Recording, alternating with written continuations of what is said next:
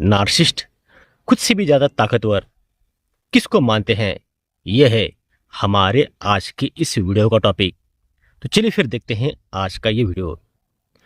आज का टॉपिक देखने के बाद आपके माइंड में यह सवाल जरूर आया होगा, ये कैसा टॉपिक है जो इंसान खुद को खुदा या भगवान और सुपीरियर और सबसे ताकतवर समझता है, वो दूसरे किसी इंसान को ताकतवर कैसा मान सकता है?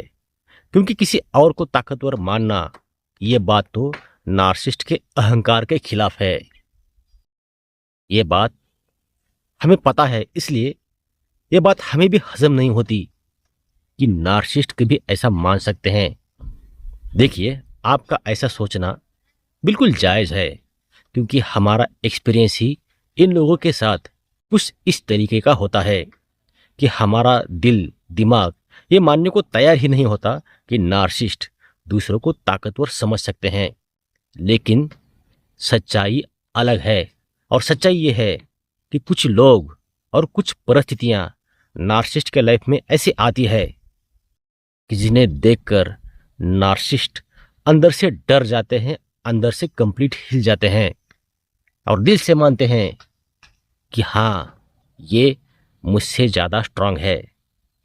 अब वो कौन लोग हैं या कौन सी परिस्थितियां हैं जिसे नार्सिसिस्ट खुद से भी ज़्यादा ताकतवर मानते हैं, यह जानने से पहले हम नार्सिसिस्ट का माइंड सेट देखते हैं। तो नार्सिसिस्ट की पूरी पर्सनैलिटी कंट्रोल, डोमिनेशन और ईगो पर टिकी होती है। ये बात आपको भी पता है।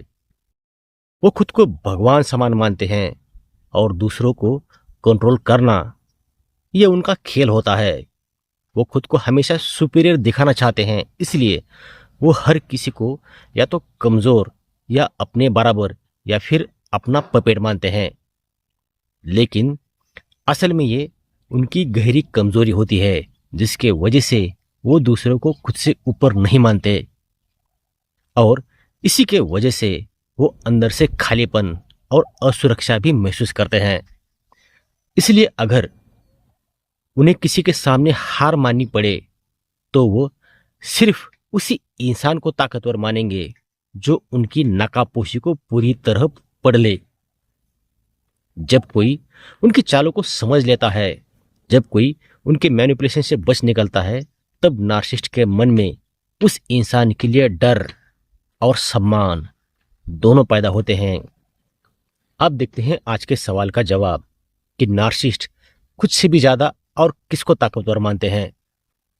तो नंबर 1 है, नार्सिसिस्ट सिर्फ उन्हीं को ताकतवर मानते हैं जिसे वो कंट्रोल नहीं कर पाते, और वो है उनका सबसे प्यारा सुपर एम्पैथ। सुपर एम्पैथ वो इंसान होता है जिनमें गहरी इंट्यूशन और गहरी आत्मिक शक्ति होती है।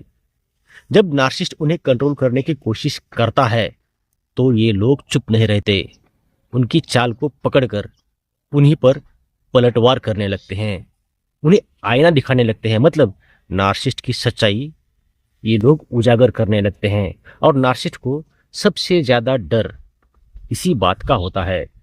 इसलिए नार्सिसिस्ट उन्हें खतरा भी मानते हैं और ताकतवर भी। नंबर 2, उनसे भी ज्यादा पावरफुल नार्सिसिस्ट। शायद आपको पता नहीं होगा, लेकिन नार्सिसिस्ट एक दूसरे से मुकाबला करते रहते हैं। अगर सामने वाला नार्सिसिस्ट ज्यादा स्मार्ट, ज्यादा रिसोर्सफुल और ज्यादा मैनिपुलेटिव है तो उसे अंदर ही अंदर ताकतवर मान लेता है, लेकिन इसे कभी जाहिर नहीं करते। नंबर 3, सच बोलने वाला और कॉन्फिडेंट इंसान।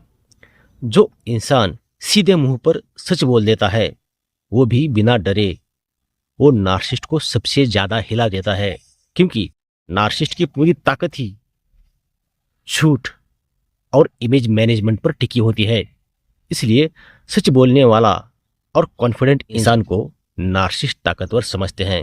नंबर 4, पब्लिक सपोर्ट वाला इंसान। अगर किसी इंसान को लोगों का पब्लिक सपोर्ट है, उसे पब्लिक से रिस्पेक्ट मिल रही है, तो नार्सिसिस्ट उसके खिलाफ कमज़ोर पड़ जाते हैं, क्योंकि उन्हें डर लगा रहता है कि सामने वाला कहीं उनको एक्सपोज ना कर दे। एग्जाम्पल मान लीजिए, किसी ऑफिस में एक नार्सिस्टिक बॉस है।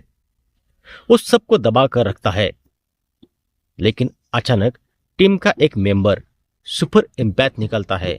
वो उसकी चालों को समझ लेता है और उसके झूठ को सबके सामने लाना शुरू कर देता है। तो धीरे धीरे बॉस को एहसास हो जाता है कि ये इंसान उसकी पॉलिटिक्स से ज़्यादा पावरफुल है। इसका दूसरा एग्जाम्पल है रिलेशनशिप में। अगर कोई नार्सिस्ट अपने पार्टनर को कंट्रोल करता है, लेकिन वो पार्टनर धीरे धीरे सेल्फ अवेयर, कॉन्फिडेंट और बोल्ड बन जाता है, तो नार्सिस्ट उस पर अपनी पकड़ खोने लगता है। तब वो पार्टनर उसके लिए सबसे ज़्यादा ताकतवर साबित होता है।